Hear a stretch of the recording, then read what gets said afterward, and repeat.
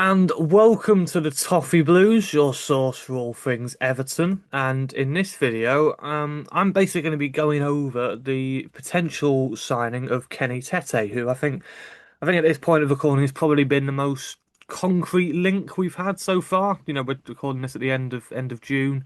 I think the summer window is probably about to really start to kick in. There's been a few deals here and there. We've mostly been pretty quiet. If you exclude Charlie Alcaraz's deal being made permanent. But yeah, this link came out a few days ago. It's kind of been like on and off a little bit, like name mentioned here and there, but the link started to really gather momentum a few days ago. That Kenny Tete, once his Fulham contract expires next week, will be joining up with Everton.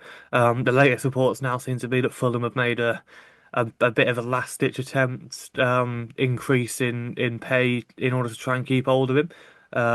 So I'm hoping as I'm recording this that the video will be able to go out and that the links will remain and it's not going to come out that he's done a U-turn and decided to stay at Fulham.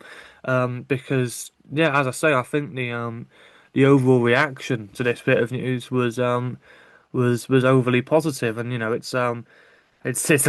kind of a bit rare for all Everton fans to get on board a potential signing. It does seem to be a lot of division in pretty much whoever the name is. I was surprised just how many people seem to be turning their noses up at Carl Walker. Um, when that was being suggested just a few weeks ago. But yeah, Kenny Tete really does seem to be an overly positive choice, and as with Carl Walker, it does seem to be clear that the right back position is being looked at very closely, which is understandable given that Coleman is basically winding down his career and Ashley Young has decided to move on. So it is just Nathan Patterson and I guess Jake O'Brien who filled in there very well last season, but is still primarily I'd say a centre back option for us, and I'm sure would be his preferred position and one that we should be looking to integrate him into more next season. So yeah, right back has to be looked at, and Kenny Tete seems to have emerged as the main candidate. And to be fair, as I say, I can completely understand why this is being viewed so positively, and you can see just based on the Fulham fans' reaction when the news came out that the majority of them were gutted to potentially be losing such an important player to them over the last 5 years, and a key player in Marco Silva's system, and a manager that we know very well ourselves, and right back was something that really kind of worried us really while Silva was in charge, and the already as long ago as that was, we were already seeming to like that seemed to be a position that we needed to be looking at with Coleman getting on in years and just having recovered from that long-term injury.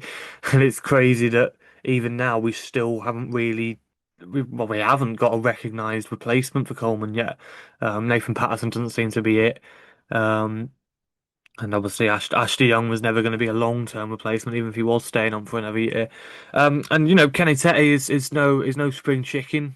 He's going to be 30 in October, but you know, I think a lot of people kind of look at this with almost like FIFA career mode or Football Manager brain. That 29 as he is now is still you know no age at all. Really, still got many years left in the tank if you look after your body well. Like, again, Ashley Young is a prime example of that.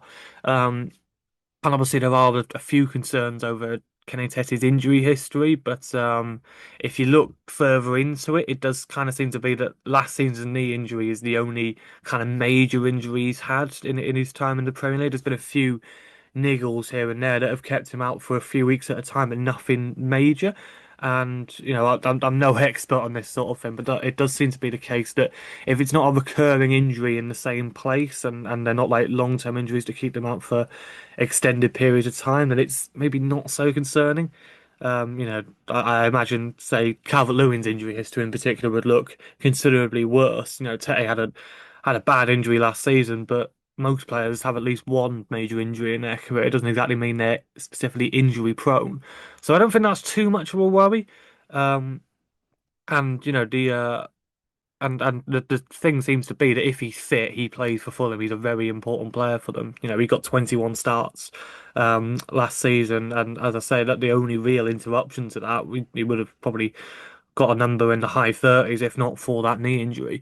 Um, and you know, you look at his numbers, I think he seems to be a very impressive defender who can also offer quite a lot going forward, and that just seems to be the ideal for a fullback, especially in the modern game. Um, you know, we know from Marcus Silva's time at Everton that he's very keen on fullbacks getting forward. You think of Luca Dean bombing down the left and Coleman similar on the right. Um, Offering support in the wide flanks, getting crosses into the box, and you'd imagine Moyes would be very similar to that. Is that was definitely a hallmark of his Everton teams in the 2000s, and a similar case with West Ham likes to overload the box. And you know, if you're going to overload the box, you need to be getting crosses in. And fullbacks are often a very good provider of that. Leighton Baines, of course, Seamus Coleman again, like back in the latter Moyes years, just goes to show his longevity. But yeah, Kenny Tete seems to be very capable of that. But as I say, also a very good defender. His numbers in such stats as tackles, blocks, and interceptions are very, very high for a player in his position across Europe. And you know, you look at Mikalenko on the left-hand side, which I'd imagine would have registered very similar numbers, but obviously it's definitely improved since Moyes come in. But it's still, you know, we all are all aware of just how much he kind of lacks going forward, you know. Um, but as I say, that has improved. To be fair, but Kenny Tete does seem to have a lot more of that in his locker. And I remember when Fulham came to Goodison last season, and we got the 1-1 draw in the last minute with Better's equaliser, but it was a very undeserved draw. I think I said at the time. Um, that I'd say Fulham were probably one of the better sides that came to Goodison last season, and would have felt very aggrieved to have only come away with a point. They really deserved to get all three from that game, really. And Kenny Tete, I'd say, was a very key part of that. You know, we all know just how much of a threat Ndiaye was last season, but in that game in particular, he really struggled to be effective, and Tete really did kind of have him locked down a little bit. And it was a similar story at Craven Cottage, really, as well. I remember Ndiaye struggling in that game as well when he came off the bench, and even though he managed to get all 3 points in that game, um, his impacts on the left hand side of things was mostly restricted. So Tete is clearly someone who can lock down a talented left winger. He's shown.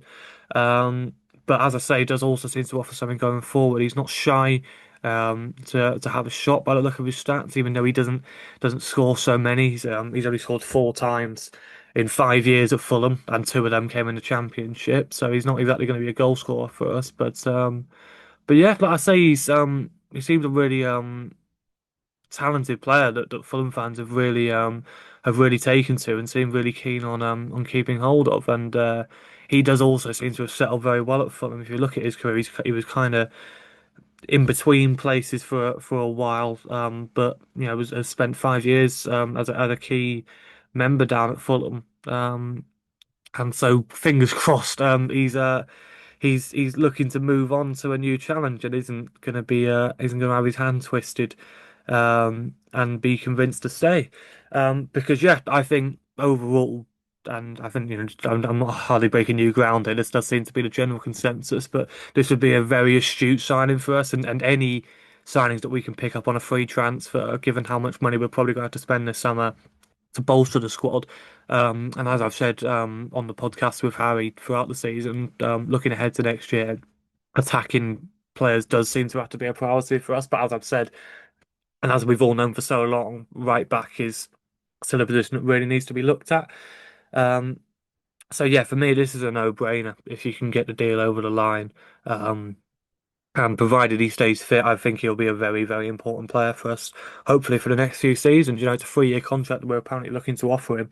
And so yeah, overall, it's definitely seems to be um, a very good signing for us. So fingers crossed it goes through and becomes the first, I yeah, as I say, unofficial first signing of the season. You know, whether or not you include Alcaraz in that. But yeah, that basically sums up this video. So please leave a like if you enjoyed. Comment below giving your thoughts about the potential signing of Tete. Are you hoping that we're able to get the deal over the line, or are you secretly hoping that he stays on with Fulham and we look elsewhere? Maybe it's someone a bit younger, perhaps. Yeah, comment below, give me your thoughts. Subscribe to the Toffee Blues channel for more Everton content, and we will see you in the next video. Up the Toffees.